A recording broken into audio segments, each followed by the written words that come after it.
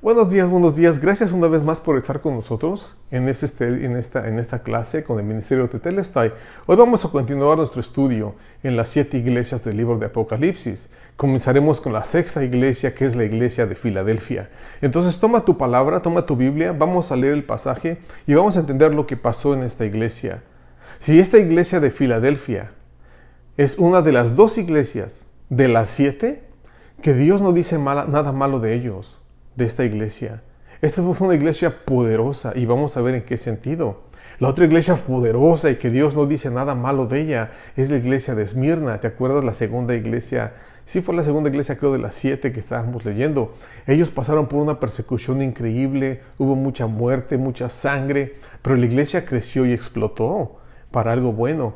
Bueno, esta fue la iglesia de Esmirna al principio. Ahorita vamos ya casi llegando al final de la historia de la iglesia y estamos viendo la iglesia de Filadelfia.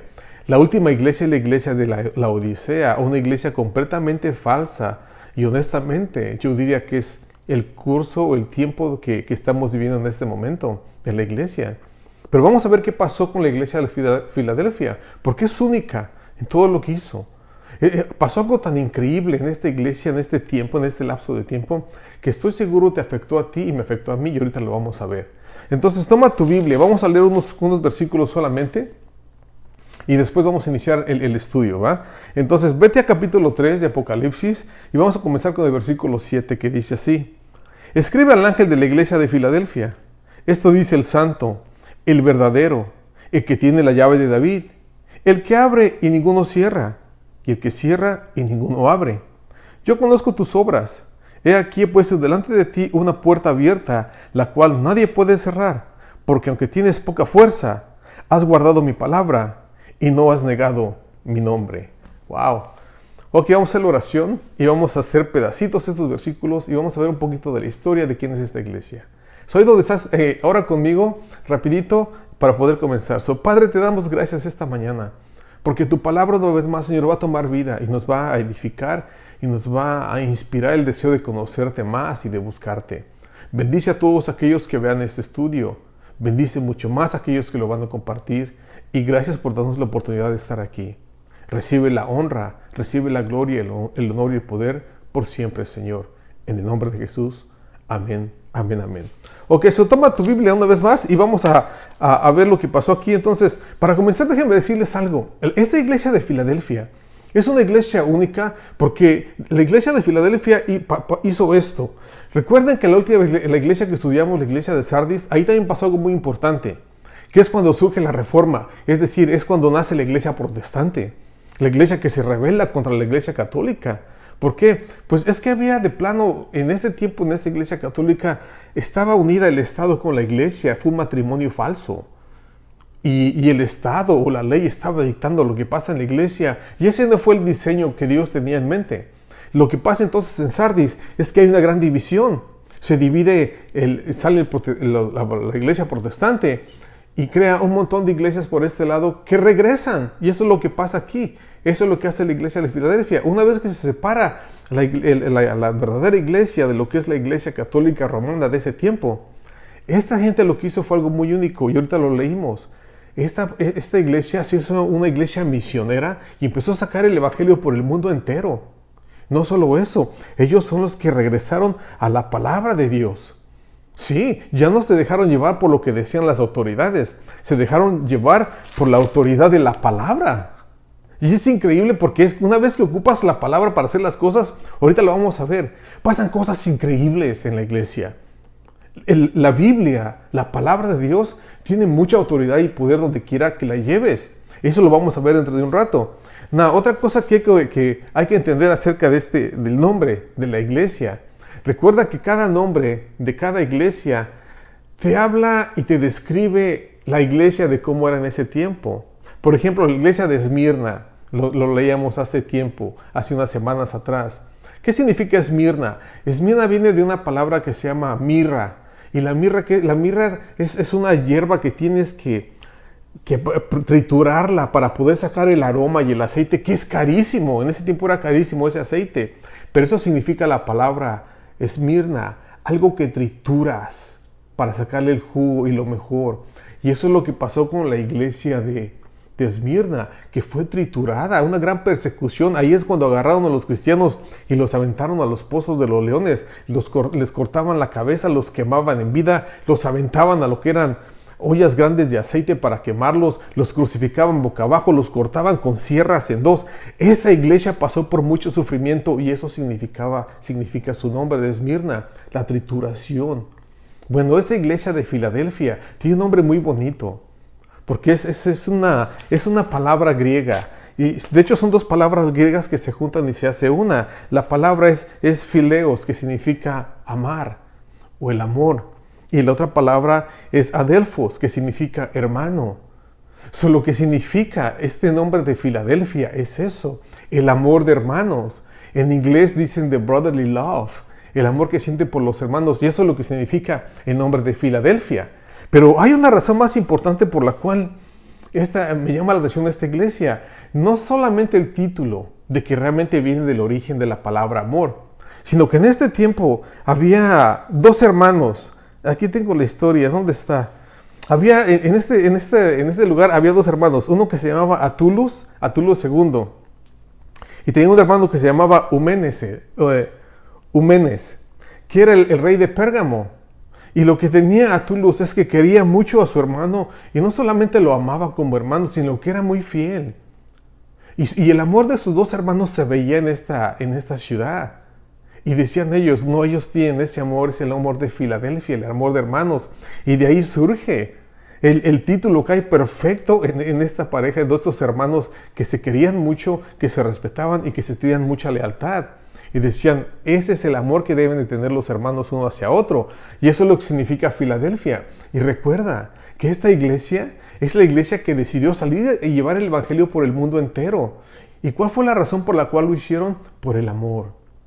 Si hasta este punto todavía el evangelio no llegaba a lo que era Asia, lo que es China, toda esa área del Asia, allá en la mera esquina, el evangelio todavía no salía a África a este punto. Había muy poquitos misioneros, uno que se fue por aquí, por allá. Pero lo que pasó aquí en Filadelfia es la explosión del evangelio y sale por el mundo entero. Y la razón por la cual lo hicieron es por el amor de hermanos. El saber de cómo yo tengo esa salvación en Cristo Jesús para toda mi eternidad. Y no llevársela a aquellos que la desconocen. Eso no es tener amor. Eso no es sentir amor por el hermano. Y es lo que pasó aquí. Sale la iglesia y surgen misioneros, especialmente en Europa. Hombres que dejaron libros escritos, historia escrita preciosa de cómo llegaron a lugares y muchos de ellos murieron a pesar de todo. Pero la iglesia recuerda que siempre que hay persecución crece más. Y la iglesia aquí creció bastante. Hombres como Charles Spurgeon, allá en Inglaterra, a D.L. Moody, aquí de este lado en Estados Unidos, y muchos otros más misioneros que salieron por todo el mundo a predicar el evangelio y crearon iglesias fuertísimas. Eso es lo que pasa. Entonces, eso es lo que significa la palabra Filadelfia. Recuerda y mantén esto en mente. Esta iglesia fue la que decidió regresar a la palabra de Dios. Sí, la iglesia anterior, que fue la iglesia de Sardis, esta iglesia estaba como casada con el Estado, con el Imperio Romano, ¿sí te acuerdas? Y por lo tanto el imperio dictaba lo que pasaba en la iglesia, tenía mucha autoridad sobre la iglesia. Y Dios nunca diseñó eso para la iglesia. La máxima autoridad en la iglesia hoy en día es la palabra. Y Dios es el que da las órdenes, cómo se hacen las cosas, según su palabra. Entonces lo que hizo esta iglesia de Filadelfia, una vez la iglesia de Sardis es la que se separó de la iglesia romana, y la iglesia de aquí de Filadelfia es la que decide regresar y tomar la palabra de Dios como la máxima autoridad. Y ahí surge todo esto. Vamos entonces a hacer pedacitos el pasaje, así como iniciamos. Esto nomás es una idea de más o menos de qué es lo que pasó al inicio. Y el pasaje comienza así diciendo: escribe al ángel de la iglesia de Filadelfia, esto dice el santo, el verdadero, el que tiene la llave de David, el que abre y ninguno cierra, y el que cierra y ninguno abre. Es interesante que habla y que dice, esto es lo que dice el santo y verdadero. Si algo que debemos entender es de que siempre que iniciamos en un estudio de la iglesia, de estas 7 iglesias, Dios se describe a sí mismo, Jesús se describe a sí mismo. En este momento se describe como el santo, y siempre lo fue. Fue un hombre santo, no solamente en su nacimiento, incluso desde antes de nacer. La palabra en Lucas capítulo 1, versículo 35, nos habla que desde antes, cuando llega el ángel Gabriel a hablar con María y le dice que va a tener un hijo, le dice esto, desde antes de que nazca, esto que viene es santo. Y está hablando de Jesucristo. Eso lo encuentran en el capítulo 1 de Lucas, versículo 35. Cuando ocupa ese título que dice que es santo, Dios fue santo no solamente en su nacimiento, incluso antes de nacer. Durante su vida como adulto, durante su muerte y su resurrección, siempre fue santo. Y aquí lo vemos de esa manera. Y también dice, y es el verdadero. Y claro que sí. Jesús es el único que se le da el título de, él mismo lo toma y lo dice, yo soy el camino, yo soy la verdad y yo soy la vida. Y Él es el único verdadero. Y quiero que entiendas algo. Cuando Dios te dice algo en su palabra, Él es fiel. Y es verdad lo que te dice. Y ese es su título. Y termina diciendo, el verdadero y el que tiene la llave de David, el que abre y ninguno cierra, y cierra y ninguno abre. Esa es una expresión que se utiliza en Isaías 22, versículo 22. Déjame te digo más o menos qué es lo que dice este pasaje aquí. ¿Por qué le dan ese título? Dice desde el 20. Isaías 22, versículo 20 dice así. En aquel día llamaré a mi siervo Eliakim, hijo de Hilcias, y lo vestiré de sus vestiduras y lo ceñiré de tu talabarte, y entregaré en sus manos tu potestad, y será padre y morador de Jerusalén y de la casa de Judá. Y pondré la llave de la casa de David sobre su hombro, y él abrirá y nadie cerrará, y cerrará y nadie abrirá. Y lo hincaré como clavo en lugar firme y será por asiento de honra a la casa de su padre. Es decir, a esta persona de la cual se refiere Isaías, le estaban dando toda la autoridad. Cuando dice que le da la llave de David, recuerda, David fue un rey. Y el que tenía esa llave podía tomar decisiones, podía cerrar y podía abrir. Y a eso se refiere este pasaje que dice aquí en la iglesia de Filadelfia.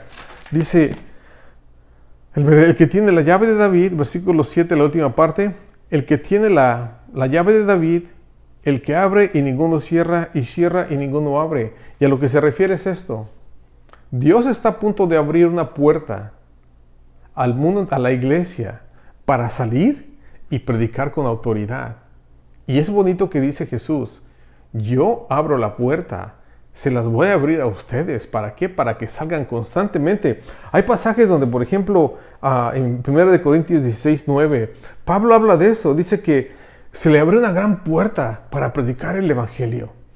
Y siempre se refiere a eso. Otro pasaje, 2 Corintios 2, 12, dice lo mismo. Que él fue a Troas a predicar, ya que Dios le había abierto una puerta grandísima para predicar. Y a eso se refiere este pasaje. Cuando Dios abre una puerta, es porque va a entrar con ganas, autoridad y poder su palabra. Y es lo que hizo. Entonces, eso es lo que dice Jesús. Ese soy yo. No solamente soy santo, no solamente soy la verdad y la vida, soy el que abre y da oportunidades para que nosotros como iglesia podamos salir y hacer el trabajo. Él es el que abre las puertas.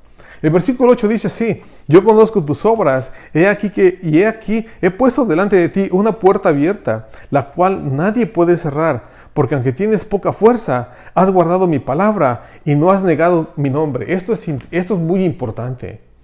Aquí tocó 3 temas muy importantes que vamos a desglosar en este momento. Pero ve cómo inicia el pasaje, dice, yo conozco tus obras. Una vez más, esa frase, yo conozco tus obras, la vamos a encontrar en las 7 iglesias que estamos leyendo. Dios siempre las ocupa y dice, yo conozco y sé muy bien lo que estás haciendo.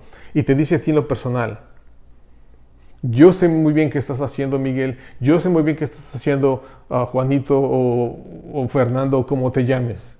Si estás trabajando para Dios, Dios dice, yo conozco tus obras. Sé cuánto trabajo le pones, sé cuánto te desvelas. Yo conozco tu trabajo y qué precioso es eso. Porque en el lugar donde trabajas, cuando llega tu jefe y te dice, yo conozco tu trabajo. Si lo haces bien, te va a exaltar y hasta un aumento de sueldo te da tal vez.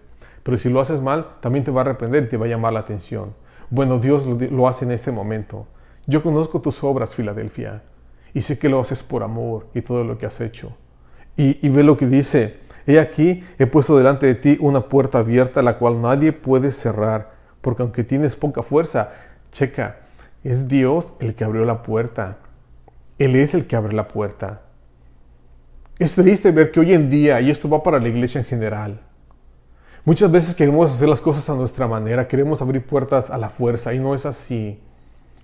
Tratamos de persuadir gente que venga a la iglesia y mira, vamos a dar esto, vamos a dar de comer y vamos a hacer lo otro. No, ¿sabes qué? Dios no trabaja así. Dios cuando abre una puerta, la gente viene, pero no por otra cosa. Vienen porque quieren conocerlo a Él. Si mucha gente en el Nuevo Testamento lees estas historias de ese tamaño donde Jesús un día reprende a la gente y les dice, ustedes me siguen solamente porque les doy de comer y porque los sano, pero su corazón está muy lejos de mí. Y sí es cierto, ese es un gran error que comete muchas veces la iglesia, que ofrecen algo más y no el evangelio exactamente. Están dispuestos a ofrecer el evangelio, pero utilizan como anzuelo, como carnada, algo más. Va a haber de comer, va a haber esto, va a haber lo otro. Y quieren traer gente de esa manera. Así no se trabaja. Tienes que ofrecer el evangelio, que es el pan de vida, y dejar que Dios traiga a la gente. Y dice Dios, yo voy a abrir la puerta. Yo soy el que va a abrir y yo soy el que va a traer a la gente. Entonces tengamos eso en mente. Esta iglesia lo entendió. Si Dios ya abrió la puerta, hay que entrar con todo lo que tenemos, con toda la autoridad de la palabra y dejar que Dios haga el trabajo. Y eso es lo que sucedió. Entonces, pero mira cómo continúa el pasaje. Dice, porque aunque déjame leerlo todo una vez más. Yo conozco tus obras. He aquí, he puesto delante de ti una puerta abierta, la cual nadie puede cerrar. Porque aunque tienes poca fuerza, has guardado mi palabra y no has negado mi nombre. Observa, 3 cosas pasaron aquí. Dice el pasaje, tienes muy poca fuerza. Ah, caray. Qué interesante es eso, ¿eh? ¿Sabes qué, Miguel? Tú tienes muy poca fuerza para hacer este trabajo. Y sí es cierto. Te soy franco, yo tengo un trabajo, tengo familia, tengo hijas, muchas actividades. Y a veces llega el fin de semana, te soy franco, y estoy bien cansado. Pero tengo que hacer esto porque me gusta. Y eso es algo que dice Dios. Yo sé que tienes muy poca fuerza, pero eso es todo lo que necesito. ¿Y sabes por qué? Déjame leer este pasaje. En 2 de Corintios 12:10. Déjame ver. 2 de Corintios 12:10. ¿Ese es el pasaje? Ya. 2 de Corintios 12:10. Déjate digo qué es lo que sucede. Aquí Pablo está pasando por una prueba física. Aparentemente es una enfermedad física lo que tiene. Y ve el versículo 7, ve cómo es lo que dice. Y para que la grandeza, es 2 de Corintios 12, versículo 7. Y para que la grandeza de las revelaciones no me exaltase demasiadamente, me fue dado un aguijón en mi carne, un mensajero de Satanás, que me abofeté para que no me enaltezcas de sobremanera. Es decir, mira, Pablo recibió tanta revelación directamente de Dios. Y él lo reconoce en este pasaje. Dice, para que la grandeza de las revelaciones no me exaltasen demasiadamente. Es decir, para que la revelación que recibió de Dios no me exaltara. ¿Sabes qué hizo? Dios permitió una enfermedad en su vida. Dice que hay un aguijón. Ah, caray. Sí. Y dice el versículo 8, respecto a lo cual le he rogado al Señor que lo quite de mí. Y dice que le ha pedido 3 veces, quítame esta enfermedad, Señor, por favor. Y ¿sabes qué? Dios no se la quitó. Pablo murió con la enfermedad. Tenía muy poca fuerza. Cuando formó la iglesia a los Gálatas, dice el pasaje que estaba en la cama enfermo. Estaba ahí y no podía ver bien. Tenía un problema en la vista porque al último sabemos que las cartas, por ejemplo, Romanos, no la escribió él. Él solamente la dictó y dice el pasaje, la firma es mía. Pero la escritura la hizo otra persona, un escriba que tenía junto a él, de que ya no podía ver bien. Todos creen que ese era el aguijón al cual se refería, que ya no podía ver bien. Y aquí lo dice, le he pedido 3 veces al Señor, quítame esta enfermedad, Señor. ¿Por qué? Porque pobrecito, cuando estaba en la iglesia de los Gálatas, no se pudo ni parar. Y ahí en la cama empezó a predicar el evangelio y es donde ahí nace la iglesia de los Gálatas, a través de la enfermedad, de la poca fuerza que tenía. Y es lo que dice Dios aquí. Pero ve lo que sigue diciendo Pablo aquí en capítulo 12. Dice, el Señor me ha dicho, después de que le pide, quítame, Señor, quítame esta enfermedad. El Señor, versículo 9, contesta y dice, y me ha dicho, basta mi gracia, porque mi poder se perfecciona en la debilidad. Por lo tanto, de buena gana me gloriaré más bien en mis debilidades, para que repose sobre mí el poder de Cristo. Observa la actitud de este Pablo. Él entendió, ¿sabes qué, Señor? Si en la debilidad es donde tú trabajas, sí, ahí es donde trabajo, Miguel. En la debilidad, en la enfermedad, cuando tienes muy poca fuerza. Y es lo que pasa con la iglesia de Filadelfia. Y sigue diciendo, en versículo 10, por lo cual, por amor a Cristo, me gozo en las debilidades, a enfrentarlas y a necesidades, en persecuciones, en angustias, porque cuando soy débil, entonces soy fuerte. Nada más, échate ese trompo a la uña, dicen en México. ¿Cómo? Es que este hombre, en la gran debilidad, hace cosas grandísimas. Y es lo que dice Dios a Filadelfia. Yo sé que tienes muy poquita fuerza, pero es suficiente esa poquita fuerza que tienes. Porque el trabajo lo hace Dios. No lo haces tú, no lo hago yo.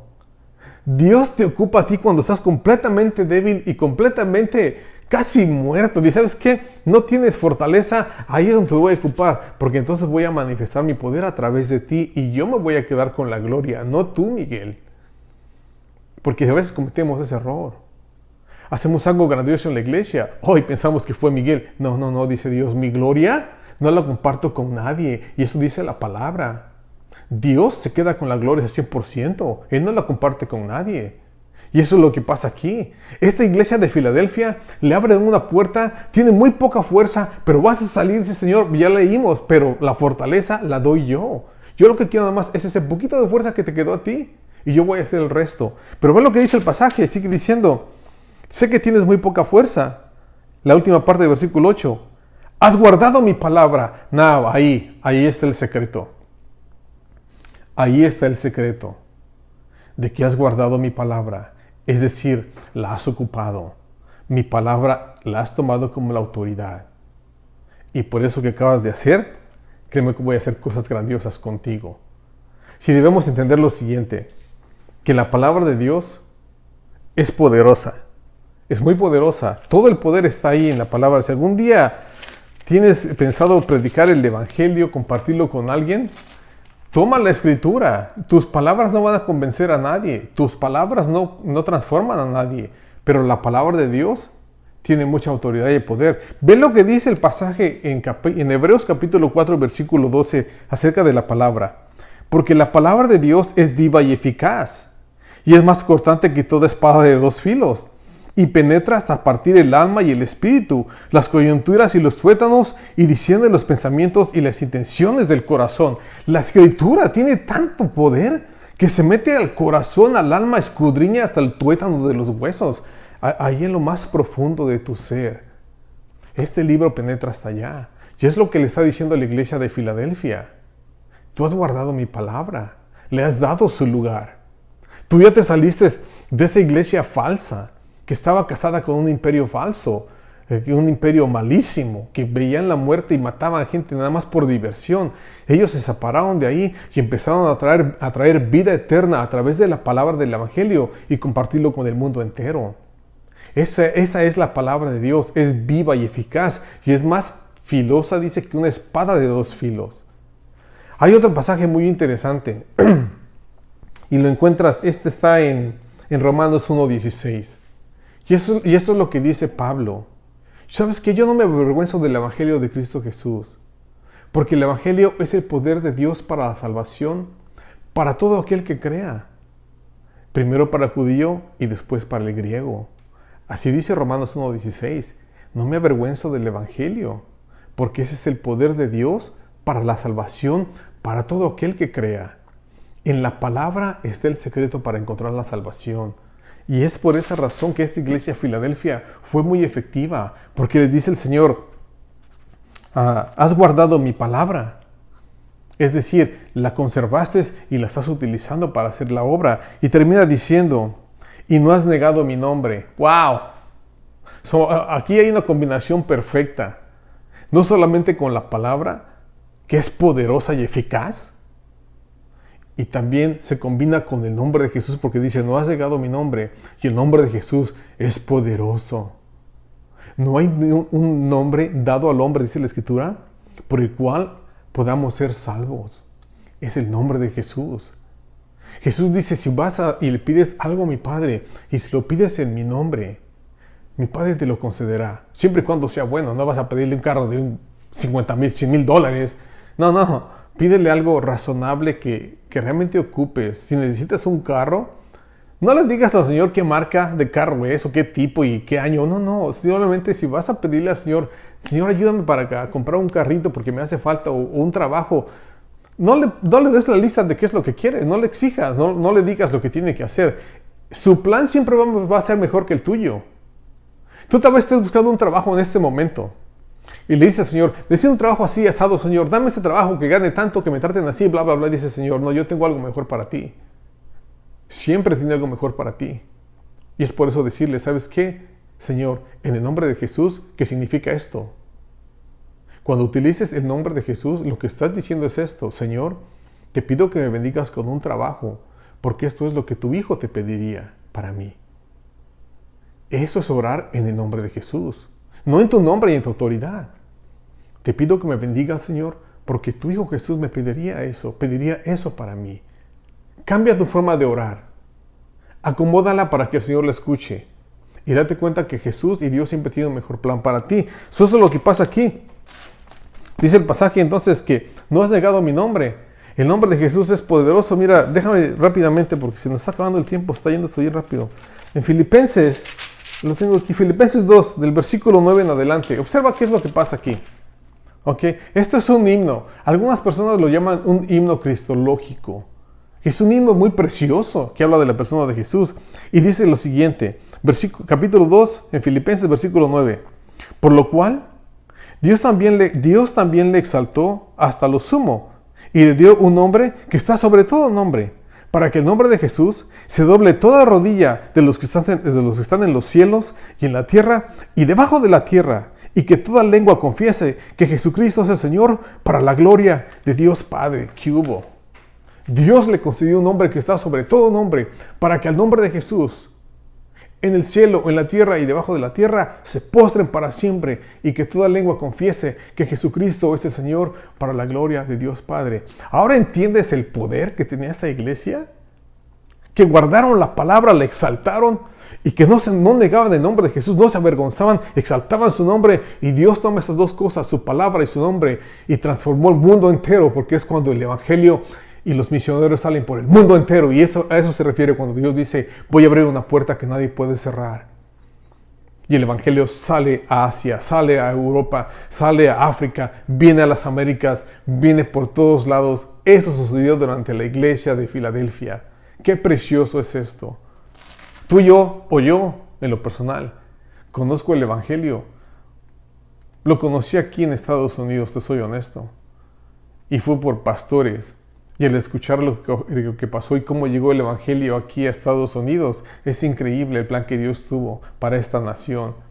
Y rápidamente, la Constitución de los Estados Unidos de Norteamérica, cuando la lees, ves las huellas de Dios, ves palabras, ves pasajes, frases de fe, incluso pasajes bíblicos que mencionan de que Dios estuvo involucrado en el nacimiento de esta nación.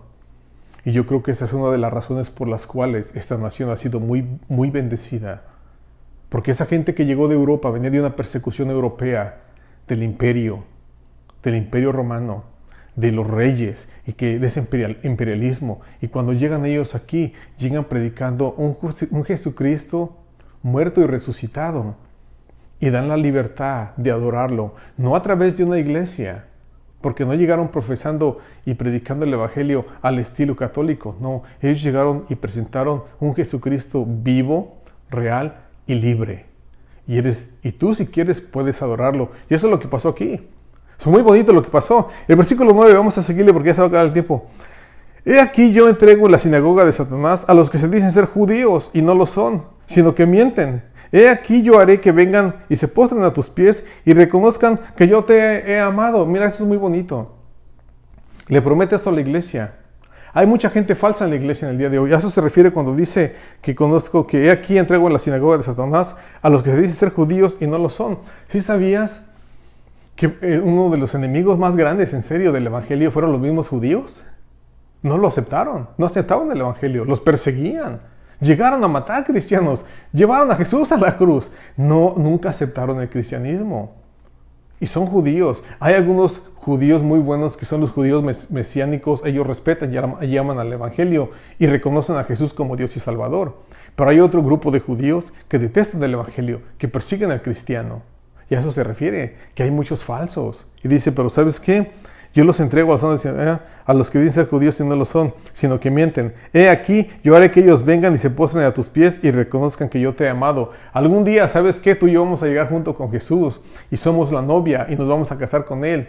¿Y sabes qué vamos a hacer? Vamos a gobernar y a reinar con Él según la palabra. Y toda esa gente que no te veía así o que perseguía a la iglesia, van a ser salvos muchos de ellos. Pero aparentemente van a venir a nuestros pies y van a reconocer a Jesús como Señor y Salvador, y a nosotros van a respetar un montón porque somos la esposa.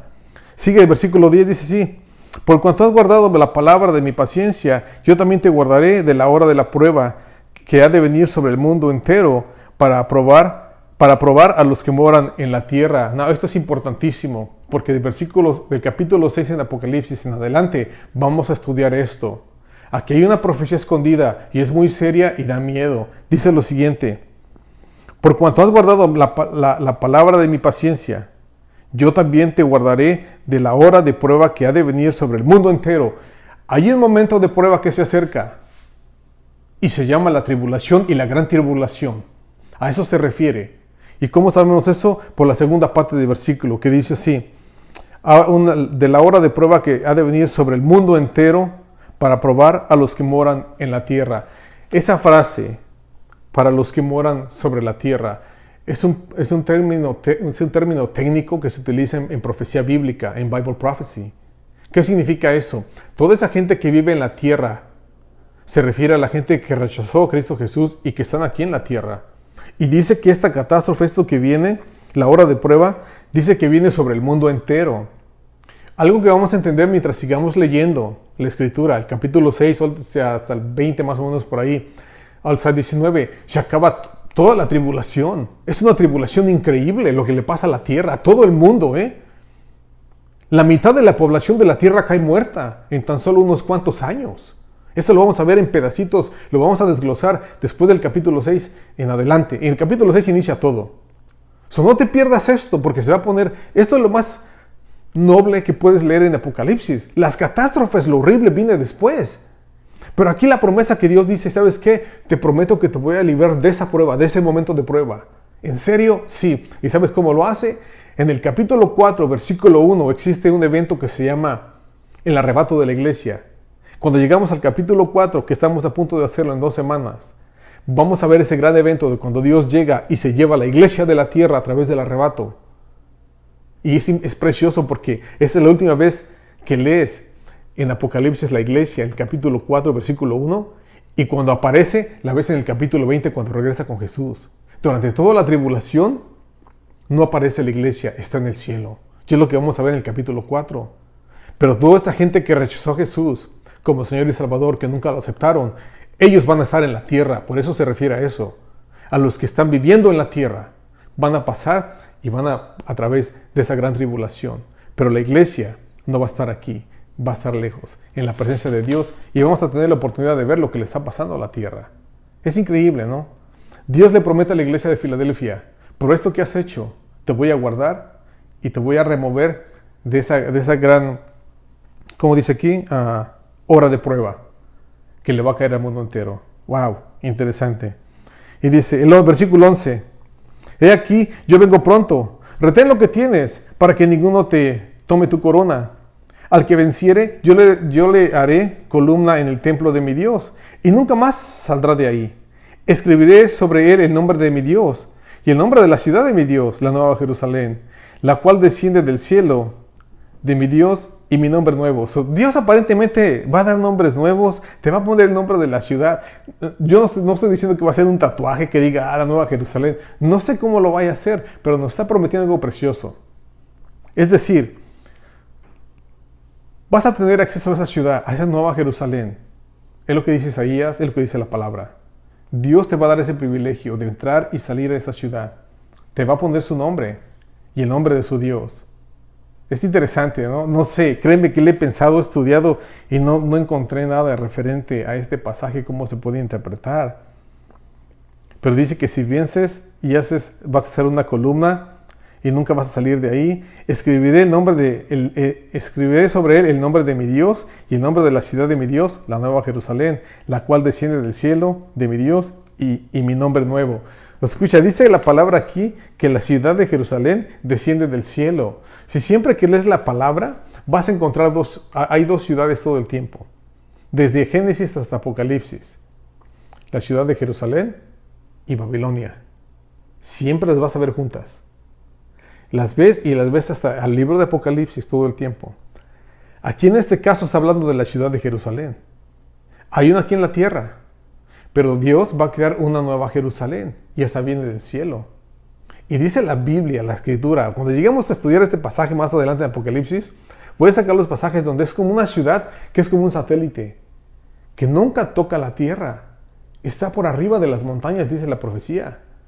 Y es una nueva Jerusalén. Y tú y yo, que somos la iglesia, vamos a tener acceso a subir a la Jerusalén y a bajar aquí a la tierra. Recuerda que va a haber cielo nuevo y tierra nueva. Y de pilón va a dar esa ciudad de Jerusalén.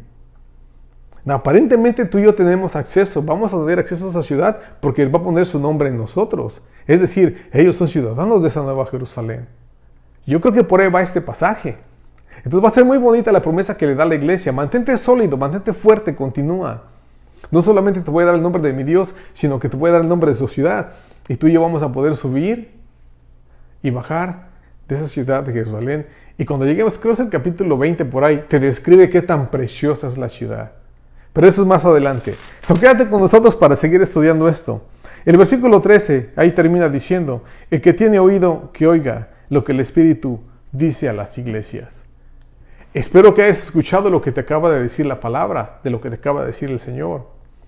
Espero que tu deseo de conocerlo sea puro, que sea cierto y que lo busques de corazón.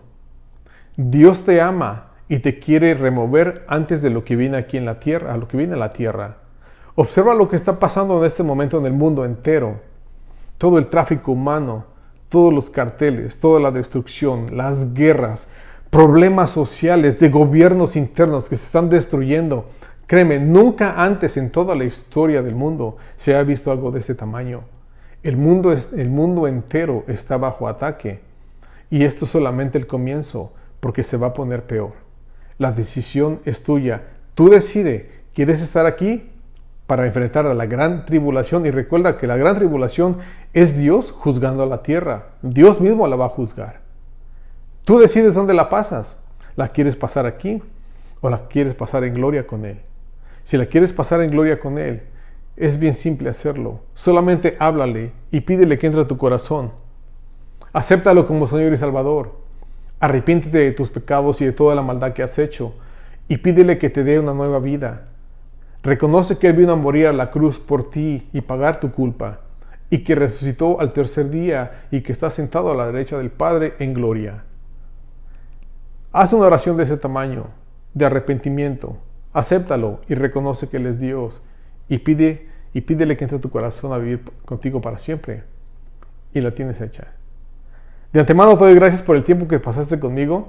Espero esa clase te haya dado un poquito más de conocimiento acerca de la palabra.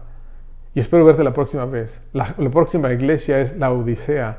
Y es una de las peores iglesias que vamos a leer de estas 7. Y es la última. Y personalmente creo que es la iglesia donde estamos viviendo en este momento. Una iglesia que está completamente dividida e incluso hay falsedad. Pero siempre va a haber una iglesia real y fiel, y eso espero que seas tú y que sea yo. Nos vemos aquí dentro de poco, una semana.